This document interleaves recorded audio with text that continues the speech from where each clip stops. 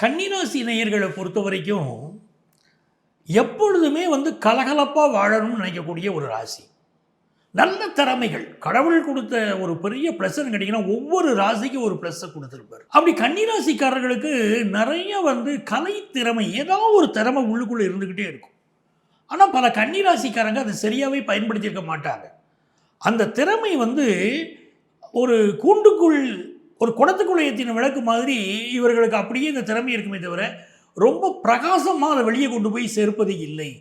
ஏனோ இவர்கள் தன்னுடைய எல்லைகளை சுருக்கி கொள்கிறார்கள் அர்த்தம். ஒரு நல்ல ஓவியம் வரைகிறாங்க, நல்ல பாட்டு பாடுறாங்க, ஒரு எல்லையோடு நின்று போகிறார்கள். கன்னிராசிக்காரங்க அதை டெவலப் பண்ணிக்கிட்டால் ஒரு பெரிய வெற்றி வாழ்க்கையில் சேரும். தை மாதத்தில் எப்படி இருக்குது? தை மாதம் சொல்லிட்டாலே சூரிய பகவான் மகரத்தில் போய் உட்காருவார். அது ரொம்ப எப்பவுமே உள்ள இயற்கை இல்லைங்களா? இப்போ இந்த தை மாதத்தில் உங்களுடைய அந்த மகர ராசிங்கிறது உங்களுக்கு பூர்வ புண்ணிய ஸ்தானம், 5வது ஸ்தானம்.